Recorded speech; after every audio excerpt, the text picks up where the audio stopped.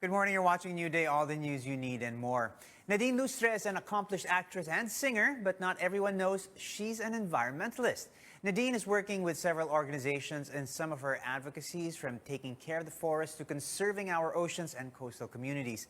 I got to speak with Nadine, and she told me all about her environmental advocacy and what we can do to fight climate change. I'm working with a couple of organizations. One is 88K Trees.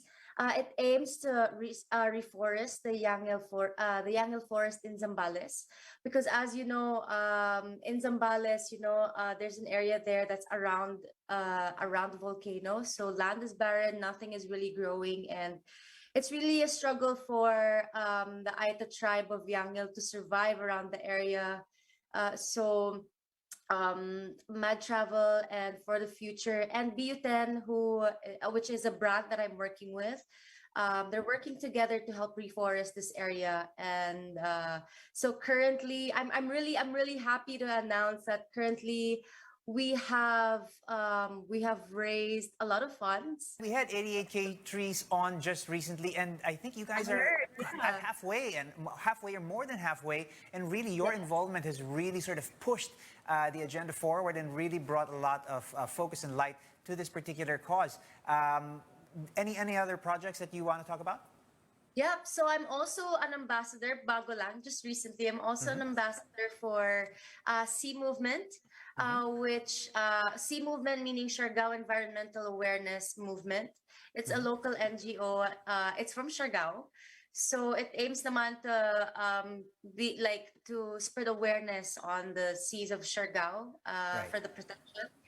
And currently, I'm not sure if I'm allowed to announce, but I already want to announce it because it's up and coming. So we have a project which you can adopt a marine protected area in Siargao. So we'll be announcing more information on that, but I'm really excited to give everyone a bit of information about that. It's one thing that we've been working on. Siargao, let's talk about it. It holds such a special place in your heart. Late last year, it was battered badly by Typhoon Odette, and you've been helping people there get back on their feet. You've been so visible on the ground. You're using your voice to speak out about the situation of typhoon victims. Let's talk about that, Nadine. Yeah, I mean, Typhoon Odette hit Siargao really hard. I mean, it's the first landfall of the typhoon, so you can imagine how bad it hit the island. I was there right after the typhoon. I wasn't there during the typhoon. I was here in Manila, but after 4 days or so, I had to fly in there just to make sure that my family and my friends are okay. And I mean, it was pretty bad. It's really heartbreaking. The first time I was there after the typhoon, my heart broke in so many pieces, just because when you go there, Siargao is such a beautiful island, but after the typhoon is just completely destroyed. You see a lot of homes are gone. You don't see the roofs anymore.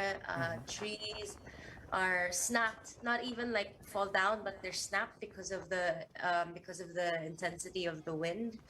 A lot of businesses are shut down, obviously, but I'm happy to tell everyone that, because I was there for Holy Week, and I'm really happy with what I saw. Everything from the mountains being brown with dead trees and plants. Now it's starting to get slowly getting back to normal. All the mountains are green again. There's so many plants growing.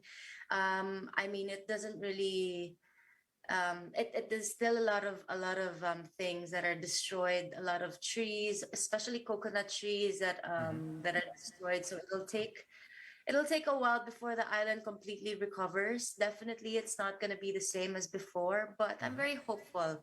And it's nice to see that all of the locals are helping each other out, and the community is really, they're really solid. If there was a wish list of sorts that you could sort of check the boxes off, what else needs to be done? What do you think people can contribute to helping things recover a little quicker out in Siargao? I do want to commend everyone who helped out during like after the storm, all the volunteers, all the nurses, everyone who has donated. I mean, thank you so much for helping out. I guess if I do have a wish list, it's to educate and to just to give awareness to all of these people because Siargao is such a beautiful island, and it's such a shame if the whole, I mean, if the environment is just gonna be destroyed. Siargao is really known for that. Mm-hmm.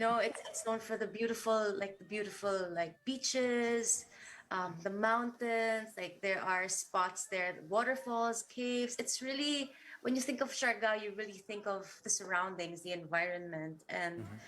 I wish that we could, I guess, educate, well, not just in Siargao, but with the whole world and like the whole country, because I noticed that um I guess the environment is the last thing, or it's the last thing that people think about. They're not really very conscious about um like where they put their trash. They Mm-hmm. just, Mm-hmm.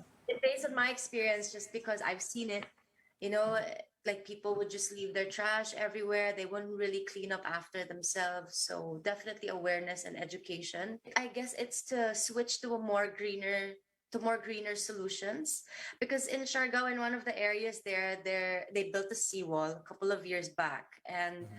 I personally, like, I don't really think that a seawall is a good idea, just because during the storm surge, it kind of became a wrecking ball and just started this, Mm-hmm. because it broke down, and it Mm-hmm. was getting pulled back, um was getting pulled by the storm surge, by the water, so it destroyed a lot of homes. Thankfully, no one was really hurt. There were no one really died from the incident, but it's Right. really dangerous. So I'm hoping that we could switch to more like greener solutions, like maybe Sure. start planting, the mangroves Mangroves. again. Mangroves are a natural, barrier against this, and it's a solution that's always been there. Sometimes we overthink it, and sometimes the solution is right there, right in front of our nose. Now, on the subject of awareness, you're championing the cause of environmentalism. Actually being included in the school curriculum. And that sounds like a great idea. And I think this would really sort of help bring focus and awareness to these very issues. That's a great idea. How do you think we can move this idea forward? I mean, like what you said earlier, add it probably to the curriculum. Teach the kids to love the environment, to love everything that's around them, and to be more conscious. It's as simple as teaching them where to throw the trash properly. Because growing Yep. up, when I was in elementary, I would walk home from Mm-hmm. school. So if I see like pieces of plastic or wrappers on the ground, I would pick it up and throw it in the trash can. It's as simple as that. It starts in your home, honestly. And I think now is the right time for all of us to educate everyone else, because of the climate emergency. It's really dangerous, and I really feel for the next generation, because there's so many things that are going on this planet, and apparently, we only have 3 years to reverse everything. There's really a climate emergency, so it's scary to think that we don't know what's going to happen in the future. It's so great to hear people who have the platform that you have using your voice to shine some light on the urgency of this issue. We all know that environmentalism is close to your heart. It will be your advocacy forever. Let's shift gears a little bit, Eto Nadine. What's next for you? Any acting or singing, recording projects? Obviously, your fans are waiting. We're all eager for what's coming up next. Thank you. Well, I just finished a film, actually. Mm-hmm. Well, I mean, it's already out, but we're still promoting it. Greed is out. It's actually Mm-hmm. showing on Viva Max. There you go. So if you guys haven't seen it yet, please do watch it. Definitely more films this Mm-hmm. year, but Mm-hmm. I wouldn't say anything yet. I would love to work on music again. Right. Definitely, it's somewhere there. I just have to start it. I told myself I was gonna do it right after I promote Read. So music for sure. Films, we'll keep you posted. All right. Okay, we are looking forward to it. Films, music, whatever it is, continuing support for these advocacies. We hope that we hear about it first here on New Day. Nadine, thank you so much for speaking with us. We just spoke with You're actress-singer Nadine Lustre.